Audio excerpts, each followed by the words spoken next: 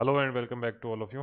एक बार फिर आप सभी का स्वागत है आपके अपने डिजिटल प्लेटफॉर्म एक। तो साथियों, जिनका भी 2025 का फिजिकल का एग्ज़ाम है, उनमें से काफ़ी स्टूडेंट ऐसे थे जो रिटर्न से पहले हमसे जुड़े हुए थे और उनका फिजिकल कॉल हुआ है। सभी को हार्दिक बधाई। आप में से बहुत से ऐसे स्टूडेंट हैं, बहुत से ऐसे साथी हैं जिनका व्हाट्सएप के माध्यम से, टेलीग्राम के माध्यम से या यूट्यूब के माध्यम से, कुल मिलाकर विभिन्न सोशल मीडिया प्लेटफॉर्म के माध्यम से हम तक मैसेज करने का जिनका प्रयास रहा है। कई ऐसे स्टूडेंट होंगे जिनको रिप्लाई नहीं भी मिला होगा, तो उन सभी को हार्दिक शुभकामनाएं जिनका भी फिजिकल कॉल हुआ है, चाहे हमसे जुड़े हुए हैं चाहे इस चैनल पर पहली बार आए हैं। अब हम बात करते हैं कॉमन क्वेश्चन के बारे में, फिजिकल के बारे में। जिन लोगों ने पहले दे रखा है, मतलब 2021 वाली में अगर दिया है या पहले किसी भी एग्जाम का फिजिकल दिया होगा, उनको ज़्यादातर स्थितियाँ क्लियर होंगी, पर फिर भी कुछ कॉमन डाउट हैं, उनके बारे में हम आज डिस्कस करेंगे। तीनों इवेंट्स के अंदर आपको किस प्रकार से बेहतरीन प्रदर्शन करना है उसके बारे में हम बात करेंगे। हालांकि क्लासरूम के अंदर एक फिजिकल एक्टिविटी को करके दिखा पाना थोड़ा सा मुश्किल है, फिर भी ग्राफिक्स के माध्यम से हम चीज़ों को डिस्कस यहाँ पर करने वाले हैं। मेरा खुद का एक्सपीरियंस रहा है सब इंस्पेक्टर भर्ती फिजिकल को लेकर, और मेरे कई ऐसे साथी हैं जो कि 2021 की भर्ती के थे, 2016 की भर्ती के थे, 2025 के अंदर टेलीकॉम भर्ती के अंदर कुछ स्टूडेंट हमसे जुड़े हुए हैं जो फिजिकली क्वालिफाई होके और फिर जो है इंटरव्यू कॉल करवा चुके हैं। तो उन सभी के जो मिले जुले एक्सपीरियंस हैं, उनके आधार पर कुछ मैंने इंटरनेट की सहायता ली है, कुछ यूट्यूब चैनल हैं अच्छे फिजिकल को लेकर, उनसे सहायता ली है। और इस प्रकार से आपको क्या, आपके लिए सबसे बेहतर क्या हो सकता है उसके बारे में हम बात करेंगे। परंतु उससे पहले हम देखेंगे कि भैया फिजिकल के अंदर क्राइटेरिया क्या है। वैसे अगर बात बता दूं कि भाई आप यहाँ पर कमेंट बॉक्स में आकर कट ऑफ पूछोगे, मेरे स्कोर इतने हैं, मेरा इतनी तारीख को पेपर था, तो कट ऑफ कितनी रह सकती है। कट ऑफ के लिए ऑलरेडी हमने 2 वीडियो बनाए हैं, आपके कहने पर बनाए हैं, आपके जो डाटा आपके द्वारा जो शेयर किए गए हैं उसके आधार पर बनाए हैं। और लगभग लगभग जो है वो कट ऑफ जितना मैंने रिटर्न का बताया था मिनिमम रहने वाली है, वो ठीक ठाक रही है। अब जो फाइनल कट ऑफ मैंने बताई है वो भी जो है वो आपकी लगभग उम्मीद है कि उसी के आसपास रहेगी। ठीक है, तो स्टार्ट करते हैं। आरपीएससी के द्वारा जब आप वेबसाइट पे जाओगे तो आपको फिजिकल के लिए, फिजिकल एफिशिएंसी टेस्ट जिसे हम पीईटी बोलते हैं, इसके लिए एक सिलेबस प्रोवाइड करवाया गया है। कुछ इवेंट हैं, उनका टाइम ड्यूरेशन कितना रहेगा, उसकी लिमिट कितनी रहेगी, वो सारी चीज़ें उपलब्ध कराई हैं। बेसिकली पूरे जो फिजिकल इवेंट है उसको 3 कैटेगरी के अंदर डिवाइड किया गया है, 3 वर्ग के अंदर लोगों को डिवाइड किया गया है। 20,800 लोग जो पास हुए हैं टीएसपी और नॉन टीएसपी के, उनको 3 भागों के अंदर कैटेगराइज्ड किया गया है। सबसे पहले मेल कैंडिडेट, जो भी एससी है, ओबीसी है, जनरल है, सारे के सारे मेल कैंडिडेट हो गए। उसके बाद में हो गई फीमेल कैंडिडेट, और लास्ट में आपका है एक्स सर्विस में। तो कुल मिलाकर 3 कैटेगरी के अंदर डिवाइड किया गया है। हम तीनों ही के हिसाब से यहाँ पर बात करने वाले हैं, तीनों के अकॉर्डिंग यहाँ पर बात करने वाले हैं। बात करें मेल कैंडिडेट की, तो मेल कैंडिडेट में आपको ध्यान रखना है कि 3 इवेंट आपके होते हैं यहाँ पर। ठीक है, ज़्यादा लंबा चौड़ा हम यहाँ पर सेशन नहीं रखने वाले, सिंप्लीफाई चीज़ों में बात करेंगे। और हमारा प्रयास रहेगा कि जो जानकारी आपको 1 घंटे 1.5 घंटे में मिल रही है उसको मुश्किल से 10-15-20 मिनट के अंदर खत्म कर ले। ठीक है, तो सबसे पहली बात, 3 इवेंट होंगे जिसमें से पहला इवेंट 100 मीटर रेस का है, दूसरा इवेंट लॉन्ग जंप का है, तीसरा इवेंट जो है वो चिनअप का है। ठीक है, और ये चिनअप जो है इसमें सबसे कंफ्यूजन वाली बात है कि बीम जो है, बीम के ऊपर हाथ रहेगा या नीचे रहेगा। ठीक है, this is having on that beam overhand. Overhand का मतलब है, देखो, अगर आप चिनअप करते हो, चिनअप का मतलब है आप पकड़ के और ऊपर खींचते हो शरीर को, तो उसमें 2 प्रकार के हाथों की पोजीशन हो सकती है। एक तो ये हो सकती है, जैसे मान लो ये बार है, पे आपको चिनअप निकालनी है, ऐसी कंडीशन में एक तो होता है ये, इस प्रकार से ग्रिप बनती है। एक ग्रिप बनती है आप नीचे से हाथ डाल के इस प्रकार से करते हो, ये थोड़ी सी आसान होती है। आर्मी में जनरली ये होता है कि इस प्रकार से आपसे बीम लगाई जाती है, बीम बोल दो, चिनअप बोल दो, पुलअप बोल दो, लगभग लगभग समान सा ही काम है। तो जनरली क्या होता है, ये तो होता है पुल डाउन, मतलब नीचे से हाथ डालना, और ये होता है ऊपर से हाथ डालना, ओवर द बार। ठीक है, तो जैसा नोटिफिकेशन में बताया गया है उसके अकॉर्डिंग बता रहा हूँ भाई। वहां होता क्या है कि जो लोकल स्टाफ होता है ना, जो ग्राउंड पे स्टाफ होते हैं, उन पे टोटली डिपेंड करता है। जैसे अगर हम बात करें 2021 वाले की, तो 2021 वाले में प्रॉपर रूल फॉलो किए गए थे ज़्यादातर जगह पे। चिन-अप का मतलब है कि चिन जो है वो आपकी बार के ऊपर होनी चाहिए। जैसे अगर आपने यहाँ से पकड़ा है तो आपकी चिन इतनी ऊपर होनी चाहिए, सामने दिखनी चाहिए। ठीक है, परंतु जब कंडीशन ऐसी हो गई, जैसे टेलीकॉम में लोग फिजिकल पास नहीं कर पा रहे थे, तो उनको ये कहा कि जैसे तैसे करके कर दो तुम। अगर आपकी चिन यहाँ तक भी जा रही है तो भी कोई दिक्कत नहीं है, यदि ऐसे कर रहे हो तो भी कोई दिक्कत नहीं है। ठीक है, अब अगर बात बात करें मार्किंग की, तो 100 मीटर की जो रेस है उसमें मैक्सिमम मार्किंग कितनी है, 40 नंबर की। ये कितनी है मैक्सिमम, फिर हम कैटेगरी वाइज देख लेंगे कि कितना करने पर कितना मिलता है। लॉन्ग जंप की बात करें तो लॉन्ग जंप में आपको ध्यान रखना है 30 नंबर, ये मैक्सिमम है। और चिनअप की बात करें तो चिनअप भी जो है वो आपका 30 नंबर का रहने वाला है। तो 40, 30, 30 कुल मिलाकर 100 नंबर का आपका जो है वो यहाँ पर फिजिकल रहने वाला है मेल कैंडिडेट के लिए, और फीमेल के लिए भी, और आपका जो एक्स सर्विसमैन है उनके लिए भी सेम ही रहने वाला है। ठीक है। अब बात करते हैं, यदि आप 100 मीटर की रेस मेल कैंडिडेट है और 14 सेकंड में करते हैं तो 14 सेकंड करने पर आपको पूरे नंबर मिलेंगे। 1 सेकंड का ही फर्क हो गया है, सेकंडों का गेम है। 1 सेकंड का ही गेम अगर कम हो गया तो 25, उसके बाद में अगर 1 सेकंड और कम हो गए तो 15, और 1 सेकंड और बाहर हो जाते हो, मतलब अगर आप 16 से नीचे चले जाते हो, 17 सेकंड में अगर आप क्वालिफाई करते हो तो ऐसी कंडीशन में आपको 0 नंबर दिए जाए। ठीक है। उसके बाद में बात करते हैं लॉन्ग जंप की। लॉन्ग जंप में आपको कुल कितना कूदना होता है? 15। यदि आप 15 फीट कूद जाते हो मेल कैंडिडेट के लिए तो आपको 30 नंबर, मतलब फुल में से फुल दिए जाएंगे। 1 फुट पीछे रहते हैं, मतलब 14 फुट रह जाते हो तो 20, 13 फुट रह जाते हो तो 10, और 13 से नीचे चले जाते हो तो फिर 0 नंबर मिलेगा। इसी प्रकार से तीसरे इवेंट की बात करें तो चिनअप का है। चिनअप में आपको ध्यान रखना, 7 चिनअप अगर मारते हो आप, इस इस तरीके की ग्रिप के साथ में अगर आप 7 बार ऊपर जाते हो तो ऐसी कंडीशन में 30 नंबर है, 6 में 20 नंबर है, 5 में 10 नंबर है, और 5 से नीचे आप चाहे 4 निकालो, 3 निकालो, और चाहे मत ही निकालो, 0 नंबर है। ठीक है। तो मार्किंग वाला कंसेप्ट समझ में आ गया। एक आपका कंफ्यूजन रहता है कि सर अटेम्प्ट कितने दिए जाएंगे, लॉन्ग जंप में कितने दिए जाएंगे, चिनअप में कितने दिए जाएंगे। तो देखो लॉन्ग जंप का तो यहाँ पर दे नहीं रखा है, पर 2021 के अंदर कंडीशन क्या बनी कि लॉन्ग जंप का एक ही आपको जो है वो अटेम्प्ट दिया गया है, एक बार में जितना कूदना है उतना कूद लेना। ठीक है। अगर आपने एक बार फाइनल जंप ले लिया उसके बाद में आपको दोबारा चांस नहीं दिया जाएगा। ये 2021 की कंडीशन है। बाकी मैंने बताया कि ग्राउंड पे जो लोकल स्टाफ होता है उन पे डिपेंड करता है कि वो किस तरीके से रूल को बनाते हैं और फॉलो करते हैं। फिर हम बात करते हैं चिनअप का। तो चिनअप में आपको ध्यान रखना कि एक बार अगर आप लटक गए ना एट वन टाइम, मतलब यदि आप एक बार लटक गए इसका मतलब ये है कि आपको वो फिर वो चिनअप करनी है। हो सकता है आपकी ग्रिप छूट जाए, ग्रिप ढंग से नहीं सेट हो, ऐसी कंडीशन में फिर आपको अलाउ नहीं किया जाएगा। एक बार में आपको 7 करनी है, एक बार जब आप लटक गए ऊपर उसके बाद में 7 करनी है। यही कंडीशन जो है आपकी मेल वाली जो कंडीशन है वो पूरे इवेंट सहित आपको एक्स सर्विसमैन में लागू करनी है। परंतु एक्स सर्विसमैन में थोड़ा सा जो है वो आपको लग्जरी मिल जाती है टाइमिंग की और अटेम्प्ट की। ठीक है।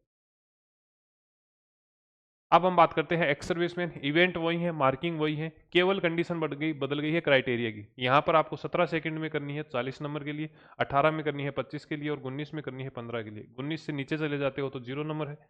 अगर हम बात करें लॉन्ग जंप की तो 13 फीट और उससे अधिक जाने पर 30 नंबर है, 12 फीट जाने पर 20 नंबर है, 11 फीट जाने पर 10 नंबर। 11 फीट से अगर नीचे आ गए तो फिर 0 नंबर है। वही चिनअप की बात करें तो चिनअप में आपको 5 पे फुल नंबर मिल रहे हैं, 4 में 20 मिल रहे हैं, 3 में 10 मिल रहे हैं, और बिलो 3 में 0 मिल रहे हैं। ये चिनअप वाले नंबर है, बॉयज़ के लिए फ्री फोकट के हैं, आप ये मान के चलना। हो सकता है आप में से किसी स्टूडेंट के नहीं हो रहे हो, किसी साथी के नहीं हो रहे हो, तो आपको थोड़ा सा यूँ भय लग सकता है इससे, पर एक बार जब ये होने लग जाएंगे फिर आपको यूँ लगेगा कि 30 नंबर तो मेरे हैं और बाकी हम देख लेंगे। इनमें कोई गड़बड़ नहीं होती फिर। हो सकता है आपकी रनिंग यहाँ पर बढ़िया हो रही हो पर स्टार्टिंग खराब हो गई हो, स्लो हो गई हो, ऐसी कंडीशन में वहाँ पर जो है वो नंबर की एश्योरिटी नहीं रहती है। फीमेल की बात करें तो सेम वही है। 100 मीटर का है, 17, 18, 19, 40, 25, 15। 19 से नीचे जाते 0 हो गया। 10 फीट, 9 फीट, 8 फीट और 8 फीट, इसमें 30, 20, 10 है। और अब जो तीसरा इवेंट है वो है आपका पुटिंग इन शॉट, मतलब शॉर्ट पुट आपको करना है। एक गोला होता है और लगभग 4 किलो का वजन होता है इसका, और जैसे ही आप उसको फेंकोगे तो वो जो डिस्टेंस होती है फेंकने की, वो यदि 16 फुट की है तो 30, 15 फुट की है तो 20, 14 फुट की है तो 10, और 14 से नीचे है तो फिर आपको 0 नंबर यहाँ पर मिलने वाले हैं। तो ये तो क्राइटेरिया है मार्किंग का। ये क्राइटेरिया है आपके जो है कितने अटेम्प्ट मिलेंगे, कितना आपको करना है, वो सारी चीज़ें यहाँ पर बताई गई हैं आरपीएससी के द्वारा। ये आरपीएससी की साइट पर आपको नोटिफिकेशन मिल जाएगा, आप खुद से भी इसको देख सकते हैं, और टेलीग्राम में भी हम जो है उपलब्ध करवा देंगे। इसके बाद में सबसे बड़ा क्वेश्चन आता है कि सर मेरी हाइट जो है वो इतनी है, क्या इसका मेजरमेंट अभी हो जाएगा, या फिर मेरा वेट जो है वो अंडर वेट है, ओवर वेट है, क्या इसी टाइम पे मेजरमेंट करेंगे? तो भैया अभी तक 2016 की भर्ती हुई है, 2025 की भर्ती हुई है, 2021 की भर्ती हुई है। 25 मतलब ये टेलीकॉम वाला जो पेपर हुआ है, भर्ती तो 24 की थी पर एग्जाम 25 में हुआ उसका। तो 16 है, 21 है, 21 के बाद में आपकी 24 वाली टेलीकॉम की भर्ती है। तीनों में ही ये स्थिति रही है कि हाइट और वेट का मेजरमेंट मेडिकल में रहा है। और मेडिकल कब होगा? एक बार आपका फिजिकल हो जाएगा, उसके बाद में एंट्री हो जाएगा और उसके बाद में मेडिकल होगा। उस मेडिकल में हाइट, वेट, आपका पूरा जो शरीर है उसका चेकअप होगा, आँख है, दाँत है, नाखून है, सारा कुछ, आपके हार्ट हैं, किडनी है, सारा कुछ जो मेडिकल चेकअप यहाँ पर होने वाला है। उसी मेडिकल चेकअप के साथ में आपकी हाइट और जो वेट है इसका मेजरमेंट यहाँ पर किया जाएगा। जनरली महिलाओं के अंदर या लेडीज़ के अंदर जो है वो अंडरवेट वाली थोड़ी सी दिक्कत रहती है। तो ये चीज़ आपको ध्यान रखना है। आगे हम स्टार्ट करेंगे, तीनों इवेंट हैं उनको डिटेल से बात करेंगे। पर यदि आप इस चैनल पे पहली बार जुड़े हो या फिर आपने 2-3 बार वीडियो देख लिया है, अभी तक चैनल सब्सक्राइब नहीं किया है, तो चैनल टेलीग्राम पे, व्हाट्सएप पे, यूट्यूब पे सब्सक्राइब वगैरह, ज्वाइन वगैरह कर लेना। ठीक है? आपके जो भी साथी सब इंस्पेक्टर भर्ती से संबंधित हैं, के साथ भी शेयर कर सकते हो। 100 मीटर की बात करेंगे, लॉन्ग जंप की बात करेंगे और आपकी जो है वो चिन अप वगैरह की बात कर लेंगे। तीसरा जो इवेंट होगा उसकी बात कर लेंगे। परंतु सबसे पहले बात आती है कि हम किस प्रकार की ड्रेसअप करके वहाँ पर जाएँ, या प्रैक्टिस भी अगर हम अभी हम कर रहे हैं, वो सारी चीज़ें आपको अभी से अप्लाई करनी है जो आप वहाँ पर करोगे। अगर आप आरपीएस आते हो, जैसा कि मैं मानता हूँ कि आप में से जितने भी साथी देख रहे हैं सीरियस कैंडिडेट हैं, वो लगभग जो है वो राजस्थान पुलिस अकादमी में जाएंगे ट्रेनिंग के लिए, सब इंस्पेक्टर के लिए। तो वहाँ पर एक लाइन लिख रखी है, अब वो एग्जैक्ट तो मेरे ध्यान में नहीं है, पर वहाँ पर एक चीज़ लिख रखी है, एक लाइन लिख रखी है, कोट लिख रखा है कि जितना आप अभ्यास के दौरान, अभ्यास का मतलब है अभी जब फिजिकल कर रहे हो उस दौरान जितना आप पसीना बहाओगे, युद्ध में या फिर युद्ध के मैदान के अंदर उतना ही आपका कम खून बहेगा। इसका मतलब ये है कि अभी जितने एक्सपेरिमेंट करने हैं वो कर लेना। एक्सपेरिमेंट का मतलब है कि फाइनल यहाँ से करके चलना है कि अब मेरे को कुछ चेंज नहीं करना। जैसे सबसे पहली बात रनिंग में आती है कि शूज कौन से पहने। देखो, शूज दो प्रकार के आप पहन सकते हो। अब पहनने को जो आपको सुटेबल लगे वो पहनो, जिससे आपका आउटपुट बेहतरीन आए, जिससे आपका जो परफॉर्मेंस है वो बेहतरीन आए, वो आपको करना है। पर बेसिकली एक आइडियल सिचुएशन हम देखते हैं। आइडियल सिचुएशन में या तो कई लोग ऐसे भी दिखेंगे आपको जो सॉक्स पहन के, जो मोटे वाले जो सॉक्स होते हैं ना, वो दो दो तीन तीन सॉक्स पहन के फिर वो नंगे पैर भागते हैं। नंगे पैर का मतलब है सॉक्स पहन के भागते हैं, शूज पहनते ही नहीं है। कई ऐसे भी मिलेंगे आपको। कई ऐसे हैं जो सीधे ही नंगे पैर भाग रहे हैं। कई ऐसे होंगे जो शूज पहन के भागेंगे। अब शूज में वेरिएशन आ जाता है। शूज में आपको ध्यान रखना है, जो सोल होती है ना, ये जो सोल है, ये वाला पार्ट, ये सोल आपको मोटे शूज की, मोटी सोल वाला शूज पहनना है। प्लस क्या होना चाहिए, इसके नीचे जो ये देखो ये स्पाइक से होता है ना, जो रबड़ के गुटके से लगे रहते हैं, ये जो है ये आपके मतलब ग्रिप अच्छी होनी चाहिए जूते की। क्योंकि 100 मीटर की दौड़ है, 100 मीटर की दौड़ में आपको ध्यान रखना, ताकत चाहिए होती है पैर के अंदर, बैंक पावर चाहिए होती है। चेन बोल्ट जिस प्रकार से यूं पैर मारता नहीं हूं, उस प्रकार से मारना है आपको। ठीक है?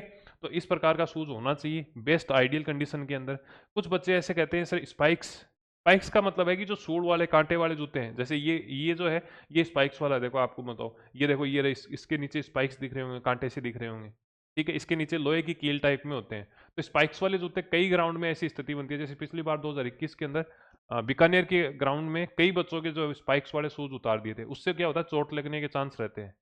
भाई रेगुलर जो एथलीट है वो तो प्रैक्टिस में रहता है स्पाइक्स के साथ में, पर हो सकता है आप खुद को चोट मार लो। पैर में कील ही तो है भाई, लोहे की कील है, लग जाएंगी, या फिर किसी साथ वाले के मार सकते हो। ऐसी कंडीशन में कई बार ऐसी स्थिति देखने को मिली है कि स्पाइक्स के शूज बाहर निकलवा देते हैं। बेहतर ये रहेगा कि इससे क्या होगा, आपको पावर मिलेगी। जैसे ही आपका पैर ग्राउंड पे आएगा तो वापस से क्या होगा, बाउंस करने का काम कर देगा ये आपको। ठीक है? बात करें ड्रेस की, तो ड्रेस में आपको ध्यान रखना है, हो सकता है कई बच्चे होंगे जो अनकंफर्टेबल होंगे, परंतु आपको प्रैक्टिस से ही आपको ये चीज़ें जो है वो पहन के चलनी है। मतलब ये है कि आपको, एक तो आपका जो फिजिकल होगा उसके लिए जब आप प्रिपरेशन कर रहे हो, तो उसके लिए आपको एकदम से टाइट चिपकी हुई ड्रेस पहननी है। ऊपर भी टी शर्ट जो है वो यूँ नहीं है शर्ट पहन के दौड़ रहे हो आप ना, शर्ट में हवा जाती है अंदर से। टी शर्ट पहनिए और वो भी एकदम टाइट। स्पेशली रनिंग के लिए ऐसी ड्रेसें आती हैं, तो वो ले आना। ठीक है? एक ये जो टाइटी बोलते हैं इसको, बहुत मतलब ये थाइज वगैरह जो है वो एकदम से टाइट रहती है। कुछ को शर्म आ सकती है, पर भैया शर्म आने से बात नहीं चलेगी। वहाँ पर कुछ ऐसे भी होंगे जो अंडरगारमेंट्स में दौड़ लेंगे। ठीक है? आर्मी की कई भर्तियों में आपने देखा भी होगा, वीडियो वगैरह वायरल होते हैं। ठीक है? नेक्स्ट आपका है, अब देखो सबसे पहली बात मैंने पूरा डिटेल बता दी। अब आपको 100 मीटर के इवेंट में क्या ध्यान रखना है। सबसे पहली बात आती है आपकी पोजीशन, खड़े रहने की पोजीशन। तो अपने को वो चौंचलेबाजी नहीं करनी कि 100 मीटर में यूँ नीचे झुक के यूँ पोजीशन ले लेते हैं ना। आपको खड़े रहना है, परंतु पहले से प्रैक्टिस करनी है, पहले से टेस्ट कर लेने हैं कि आपके कौन से पावर, कौन से पैर के अंदर ज़्यादा पावर है। जैसे अगर मैं मेरी बात करूँ तो दाएं पैर से मैं ज़्यादा जंप ले सकता हूँ, दाएं पैर से मैं अच्छी शुरुआत कर सकता हूँ। उस हिसाब से अपने जो खड़े होने के जो पैर हैं वो आप चेक कर लेना कि कौन सा पैर मेरे को आगे करना है, कौन सा मेरे को पीछे करना है। सबसे पहली बात, स्टार्टिंग जब भी आप 100 मीटर की करोगे तो आपको झुक के निकलना है, बिल्कुल झुक के निकलना है। जैसे यहां पर देखो, अपने को जो है यहां पर देख लो, ये वाली पोजीशन अपने को नहीं लेनी है। अगर आप लेते हो तो ठीक है, आप अपने हिसाब से देख लेना। पर मान लो यहां से निकलना है, इस प्रकार से झुक के अपने को निकलना है जितना हो सकेगा। मतलब जैसे अगर आपकी 100 मीटर की रनिंग है तो इसमें आपको ध्यान रखना है लगभग 20 से 25 मीटर की जो रनिंग डिस्टेंस है वो आपको झुक के निकलना है एकदम से। आगे आपका वेट होना चाहिए जिससे बॉडी को एक मोमेंटम मिलेगा। ठीक है।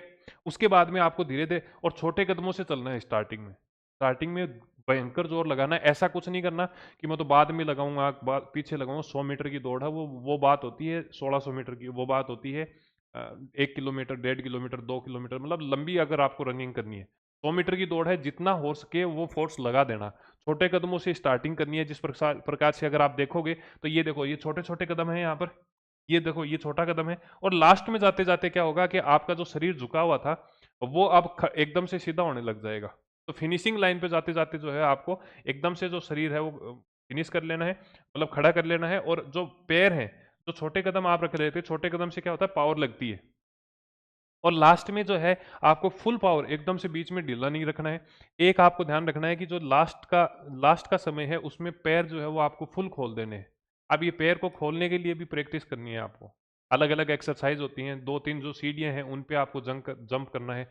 एक पैर मतलब यूं है कि जैसे ये सीढ़ी है, इस पे एक पैर जाना है, कूद के वापस से आना है। इस प्रकार से आप वीडियो देख लेना यूट्यूब पे, प्रैक्टिकल चीजें आपको मिल जाएंगी वहां पर। एक चीज ये ध्यान रखनी है, फिनिशिंग लाइन जो है उसका अभ्यास आपको 100 मीटर का नहीं करना है। आप अगर अभी रनिंग कर रहे हो, इस समय पर आपको जो है 120, 125 या 130 मीटर के आसपास की हमेशा से प्रैक्टिस करना है।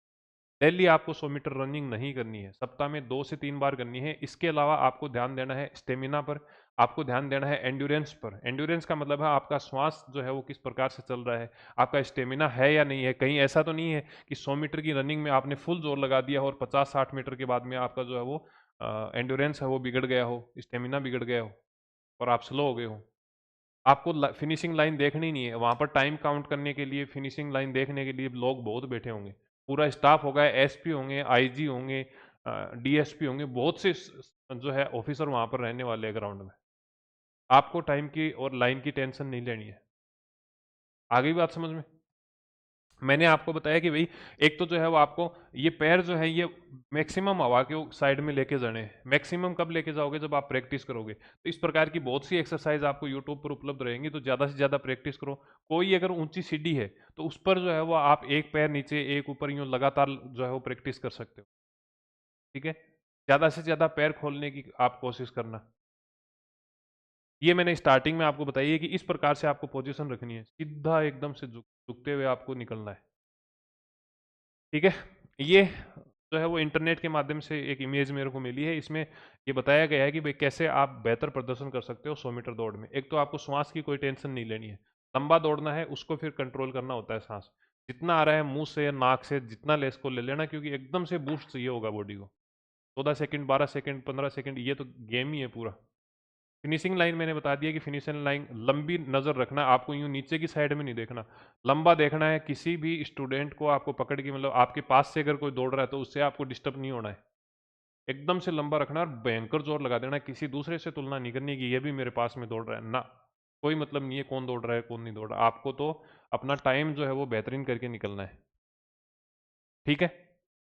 और क्या ध्यान रखोगे कि यहां पर देखो, ये इसकी आर्म देखना है, यहां पर देख रहे हो 90 डिग्री है, ऑलमोस्ट लगभग 80 डिग्री, 90 डिग्री है। इसकी जो है वो आप हाथ देखो 80 या 90 डिग्री के आसपास में। ठीक है। इसके हाथ, खैर इसके तो स्टार्टिंग की बात है, पर आप जब यहां पर देखोगे ना, जितने भी 100 मीटर के रनर हैं उन सभी के हाथ इस पोजीशन में रहते हैं। देखो इस पोजीशन में यूं, और यूं चलता है यूं। 90 डिग्री से ज्यादा ऐसे लंबा भी नहीं छोड़ना है और एकदम से यूं हाथ चिपका के भी नहीं रखने। कई ऐसे दौड़ते हैं, ऐसे ऐसे नहीं दौड़ना है, यूं मतलब 90 डिग्री का आपका एंगल होना चाहिए इस तरीके से। ठीक है। इस प्रकार से आपको दौड़ना है यूं। हाथों को रिलैक्स रखना है, चेस्ट जो है आपकी इसको रिलैक्स रखना है, और कंधे जो है इनको रिलैक्स रखना है। पैर आपको खूब जोर से मारना है, अभी से प्रयास करोगे तब आएगी। अगर प्रैक्टिस में शामिल करोगे तब आएगी, उस समय ग्राउंड में आप कुछ नहीं कर पाओगे। जो आपने रेगुलर रूटीन में रखा है वही चीजें वहां पर हो पाएंगी। अगर वहां पर फिर ज्यादा माइंड में लोड लिया तो फिर दौड़ ही नहीं पाओगे। ठीक है। तो ये सारी चीजें थी जो रनिंग के अंदर शामिल थी।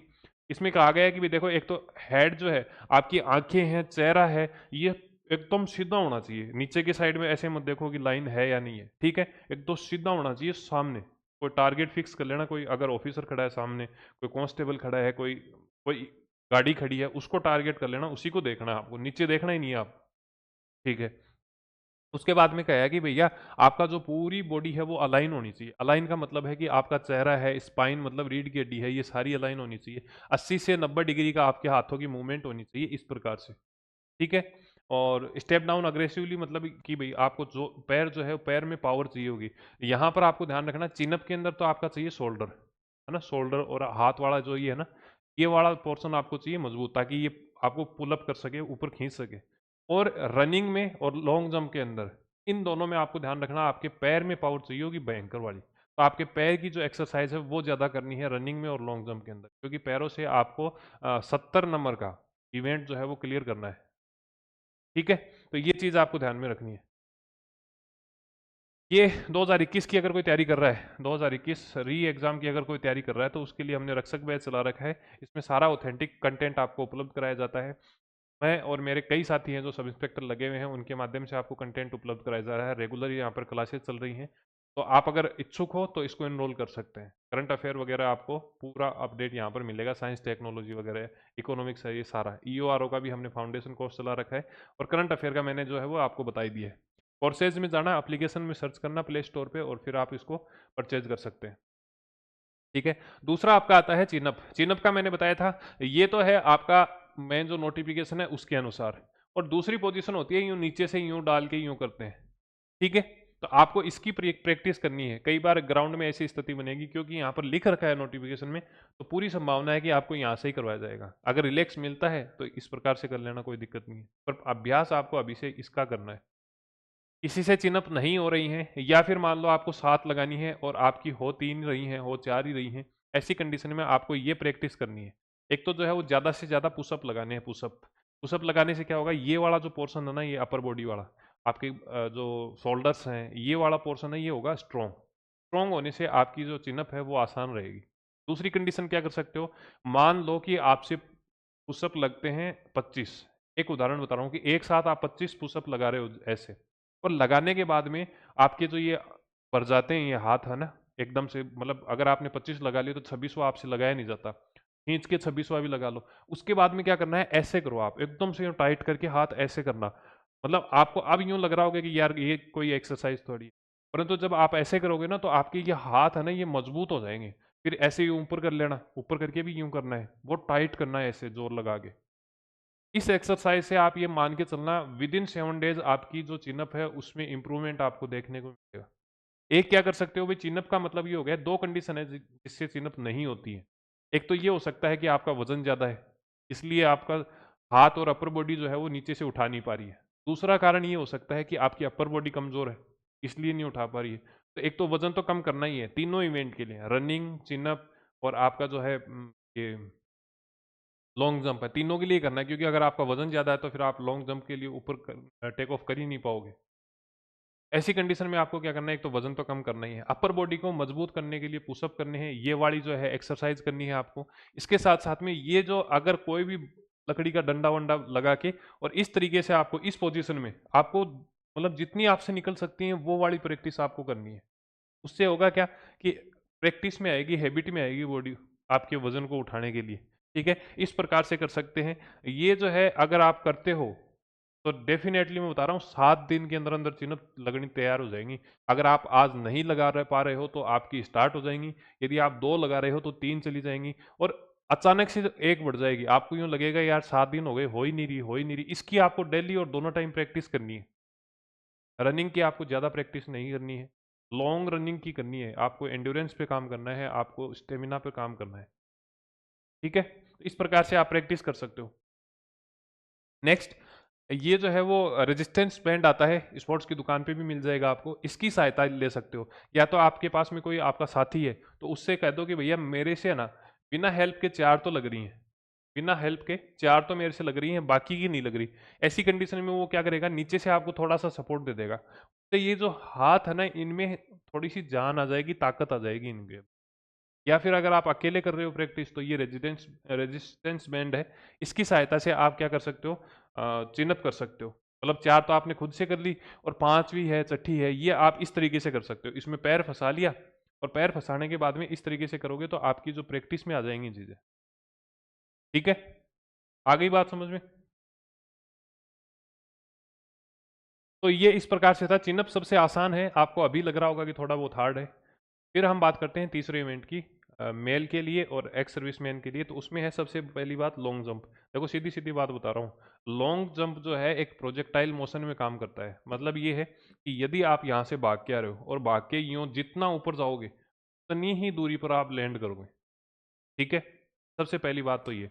अब ऊपर जाने के लिए आपको क्या करना होगा, एक तो पैरों में जान चाहिए होगी भाई। आप यहाँ से इस पैर से जंप करोगे, इसको मारोगे, ये वाला जो फंटा है ये आपको मिलेगा। पहली बात तो इस फंटे का डाउट रहता है कि सर फाउल कैसे होगा। ये जो लास्ट फंटे का कोना है ना, यहाँ तक आप कहीं पैर रख दो, इसके ऊपर रख दो, इसके पीछे रख दो, इस मतलब कहीं भी रख दो, यहाँ तक फाउल नहीं माना जाएगा। इस फंटे से जैसे ही आपका पैर आगे चला गया, मान लो यहाँ पर आपने रखा और आधा पैर आपका नीचे चला गया, ऐसी कंडीशन में फाउल मान सकते।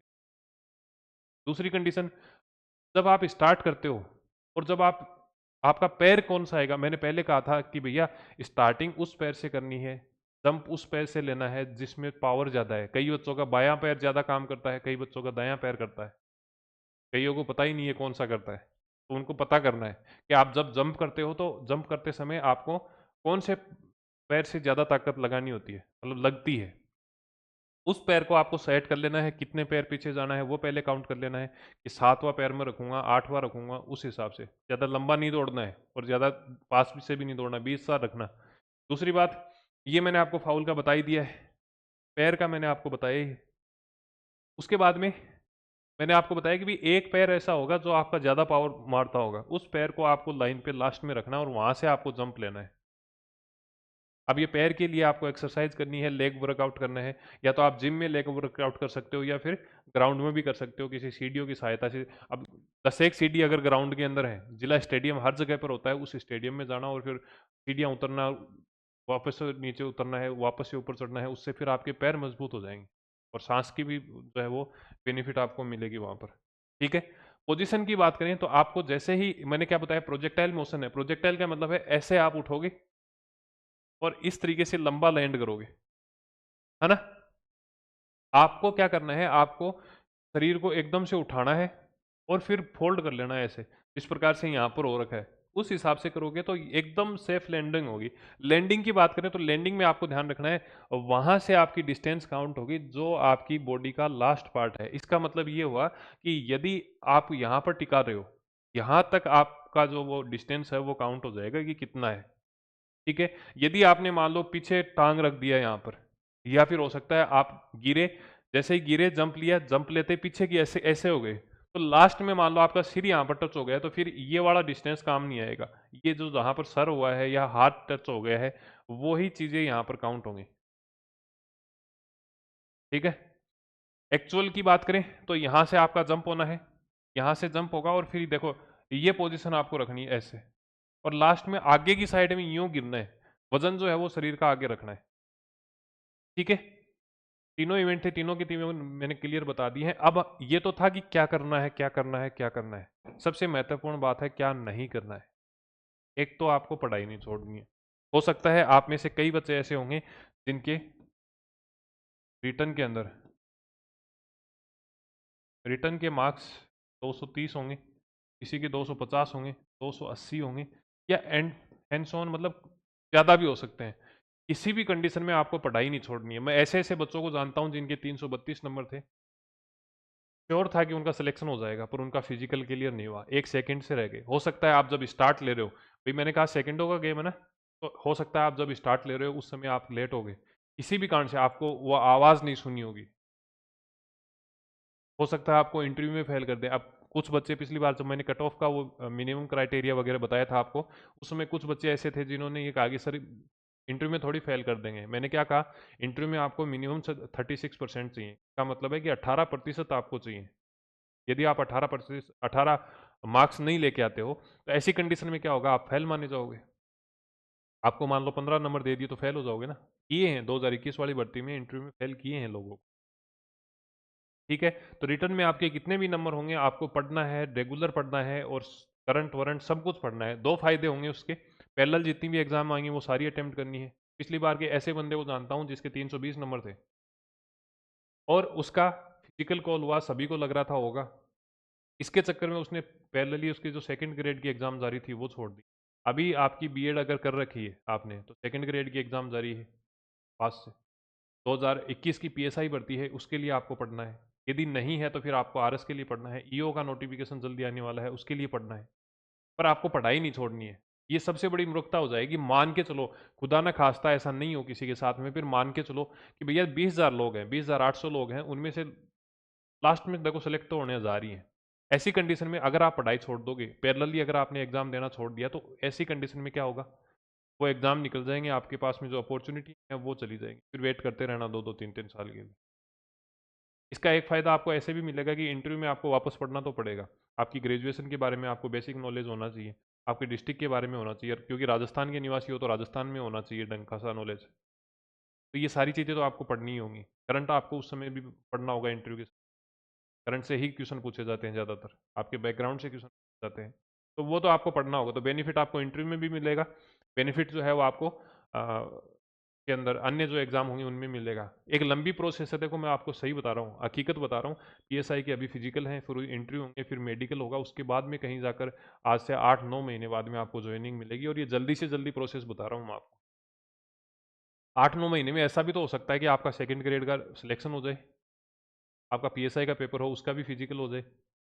ऐसी कंडीशन में आपको ध्यान रखना है, पढ़ाई नहीं छोड़नी है। दूसरी बात, जो कुछ आपके पास में है उसके लिए आप अगर भगवान में भी नहीं मानते, आप किसी किसी भी सुपर पावर को अगर नहीं मानते, आप अल्लाह को नहीं मानते, आप मतलब किसी भी धर्म से हैं, मानते हैं, वेल एंड गुड है। जो चीज़ आपके पास में है उसके लिए धन्यवाद दीजिए।